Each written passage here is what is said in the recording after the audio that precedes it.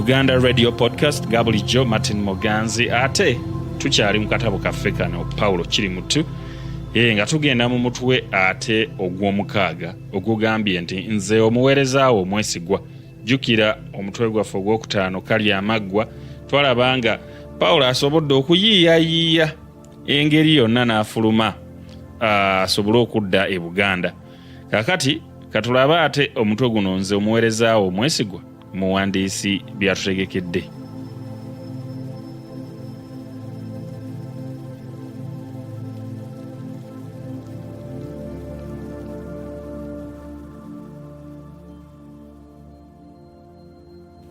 Paulo Kirimutu omutwe ogw'omukaaga nze omuweerezaawo omwesigwa. Paulo yakomawo bulungi ku nsi y'aboobwe ng'alina ne diguli. Ku kisaawe ky'ennyonyi e London yavaayo mu ttumbi, kyokka ennyonyi yawenyuka emisinde n'ekamala kubanga obudde bwagenda okunyiimuulamu buti nga bali Ntebe. Era bwe yawulira ng'ab'omu nnyonyi balanga nti batuuse Entebbe, emmeeme yamutyemuukirira. Yajjula ebirowoozo. Yali takakasa bulungi nti essimu gye yali akubye ewa kitaawe yagifuna, kubanga eyo ye yali yeesuunya ku b'ekika nti yali wa kutuuka ku lunaku olwo. Oba baagifuna, baani abaali bazze okumulinda? N'omukulu Bazibumbira yalimu. Ate bwe yavaawo n'alowooza ku buwanguzi bwe. Yayagala asale amagezi afune engeri gy'anaalaga abantu nti omusomo yagukuba oluku mu mutwe, kyokka nga tayogedde. Yayagala ayambale ekijoowo kye ekya diguli ng'afuluma ennyonyi, kyokka ate ekyo ne kimukwasa ensonyi. Yayagala akwate ebbaluwa ye mu ngalo waakiri bategerere ku ekyo nti yayita, kyokka nga si bangi abaali bajja okukissaako omwoyo. Era emmeeme yali ekyamuwoleza, ennyonyi n'egwa. Mu kufuluma yasalawo y'aba asembayo era bwe gwali. Wabula bano abaali bazze ku kisaawe okumulindirira buli muddugavu yafulumanga ne bakuba mu ngalo n'okulaya ku bululu n'okukaliriza nti wuuyo Paulo. Kyokka buli bwe baakubiranga akaluulu bwe yasembereranga nga balabanga si ye Paulo, olwo ate ne bambalira amuli amabega. Bazibumbira ne nnyina Paulo baalaba omwana waabwe tebamulaba, omwoyo ne gutandika okubaceekeera. Nnyina yali atandise okujja ebiyengeyenge nga takyatunula n'eri ennyonyi gye yali.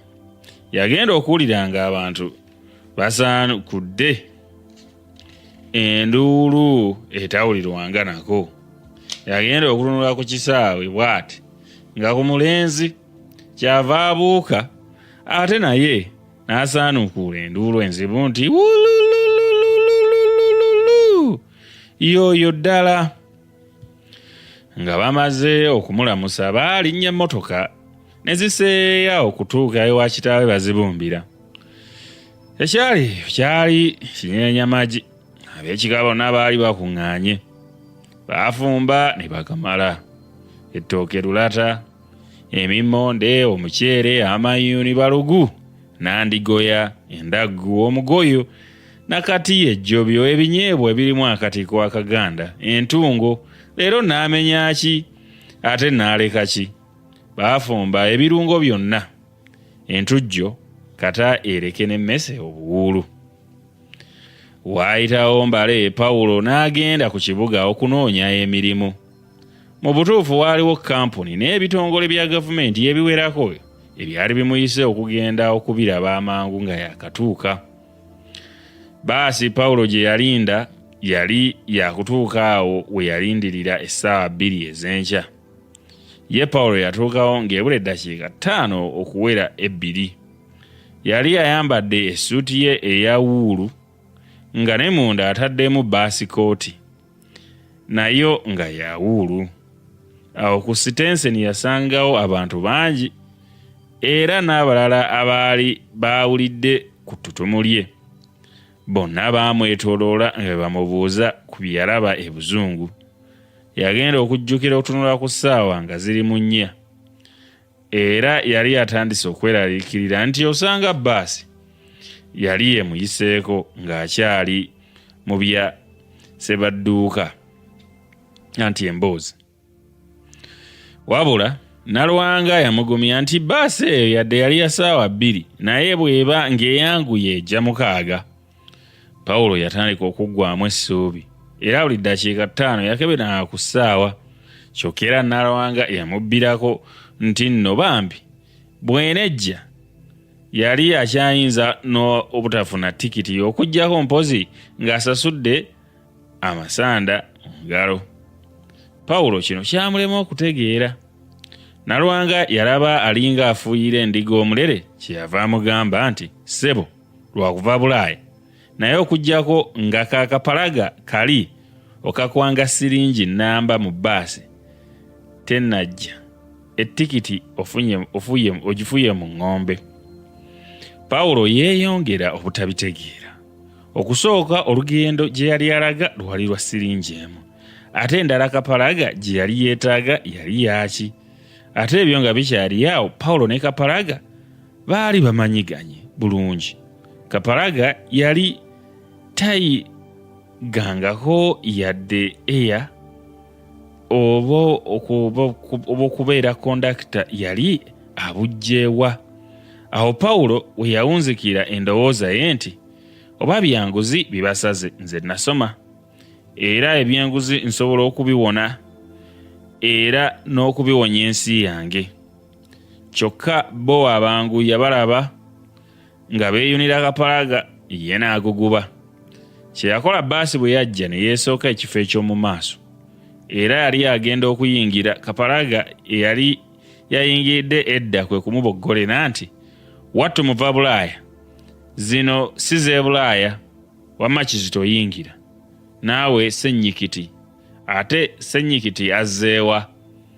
Otyo naawe eruberenga mwattu muva Bulaaya nakugambye dda nti sooka owe bano omukisa. Ezo z'empisa luberenga oyingidde Kyagulanyi. Otyo naawe mwogera Luganda. Wano omukyala Kaleekeezi kwe kuvaayo yali alowooza nti ye mwogera Luganda yekka naye Kapalaga yamulaba nga ndabi n'amuwabwatukirira nti ate gwe muka Kaleekeezi ajja oleekeza biki? Ddayo gy'ovudde. Olwamala ebyo nga Kapalaga akoona ku kidde bbaasi nga yejjawo. Pawulo ne banne yabalekera kire kya nfuufu era Pawulo yalaba bituuse awo kyava yegayirira ow'akagaali era ye yamutwala ku kibuga. Bwe yatuuka e Kampala egenda ne yeeyanjula mangu mu ofiisi eyali yamusuubizza omulimu ng'akyali e Bungereza. Pawulo we yatuuka mu ofiisi baamwetaagisa okujjuza foomu esaba ekifo ekyo. Baamulagira nti foomu ezo ziri mu ofiisi namba 8. Mu namba 8 yasangamu omusajja atuludde ng'asoma amawulire. Bwe yamulaba n'ajja bugaalubindi bwe obweru ku maaso n'amubuuza oba ayinza okumuyamba. Ko Pawulo nti weebale nnyo, kyokka bantegeezezza nti nnyinza okufuna wano foomu ez'emirimu. Awo omusajja mukulu kwe kunyiga ku kadde amangu ago ng'efubutukayo omulenzi embulakalevu eyali ayambadde suuti ya kawunda. Omusajja omukulu yali yamutemyako ng'eno bw'amulagira nti oba foomu ddi zikyaliyo omwami ono muleetereko 2 wattu. Ko omulenzi nti ezo kasookanga ziggwayo ebyeya n'ebisiibo ssebo, mpozi omwami ono alidda ku bbalaza. Olwo olunaku lwali Lwakusatu.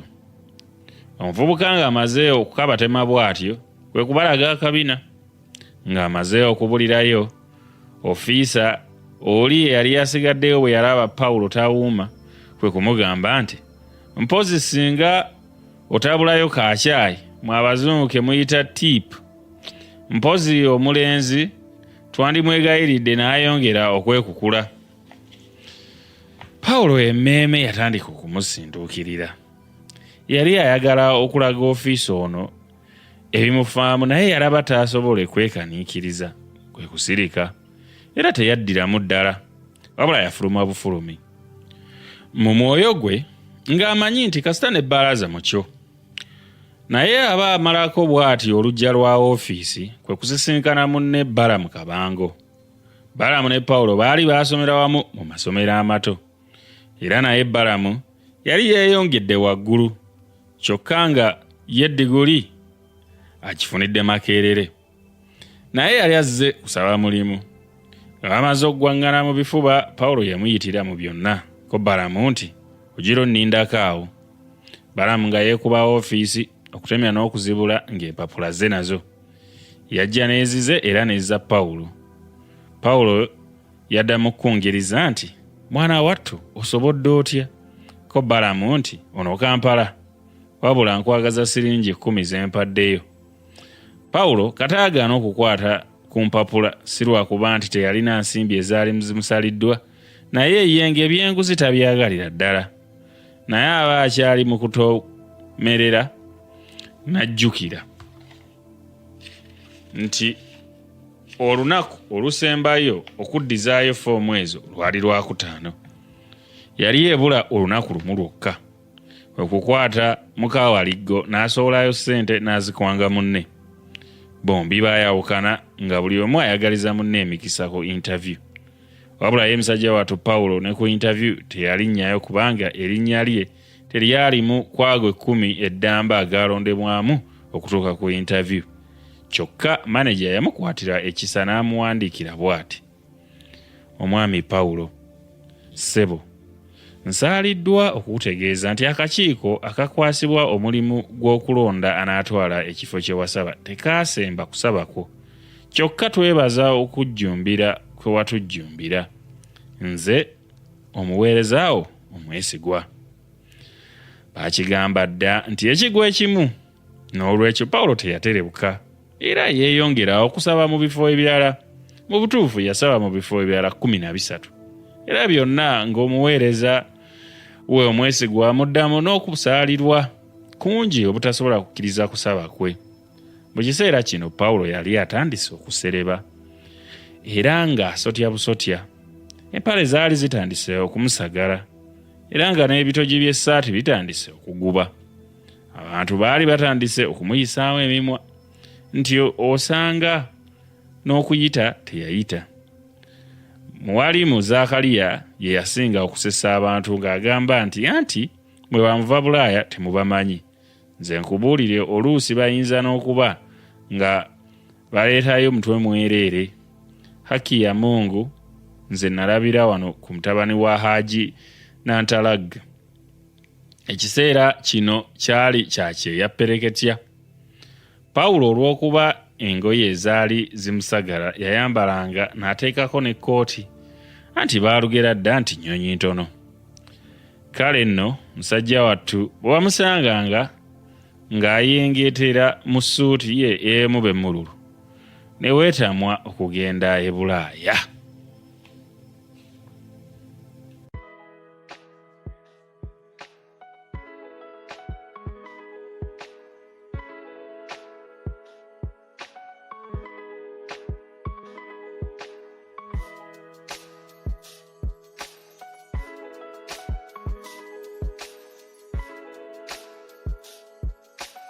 Pawulo omusajja wattu yeetadde mu lugendo.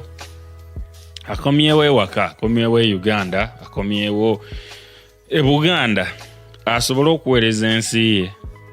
Naye ensi gy'asanzeewo nsi yadobonkana. Bulyake bukenuzi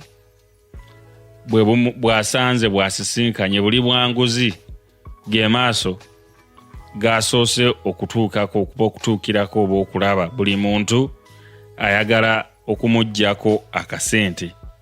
Akatabo kano kawandiikibwa emyaka giyiseewoko. Akatabo kano omuwandiisi ono bwe yasooka okukawandiika nja kugamba nti nno twali mu myaka gya 7 eyo bwe tutyo.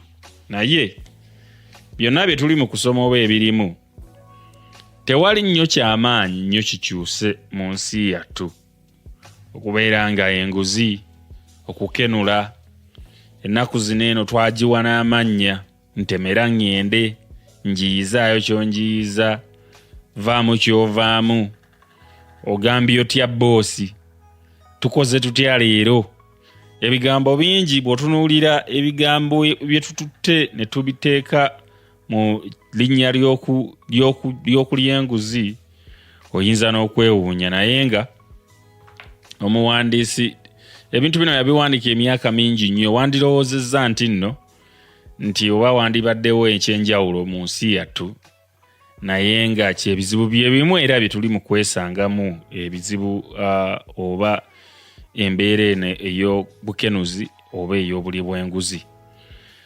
nga bw'otunuulira omuntu abaddeko e Bulaaya abantu gye batalya nguzi gye batayaaya omuntu gye babadde nga bamulabirira oba nga tatera kulaba bintu nga bino eno era kiba kigenda kumwewuunyisa. Kale Pawulo musajja wattu ali mu kweraliikirira era mu buzibu obw'amaanyi tasobola kufuna kyakkola kubanga buli muntu wamulabanga amufudde ekisekererwa naye nga ekimufudde ekisekererwa lwakuba nti nno abo abandibadde bamuwa emirimu gye yandikoze tebamulabawo era tebamussaamu kitiibwa olw'okuba nti yasomera Bulaaya. Akati awo tugenda okukoma olwaleero. Omuweereza waffe omwesigwa ndowooza mumutegedde bulungi nnyo. Simanyi obwesigwa bwe waawe buyimiridde naye omuwandiisi yayagala atulage ko ku nsonga eyo bwetyo. Kakati omutwe gwaffe oguddenda okuddako awo omuwandiisi aguyise Ofunda n'Omuliika. Mwebale kubeera ku Luganda Radio Podcast ate tuddemu mu maaso awo mweraba.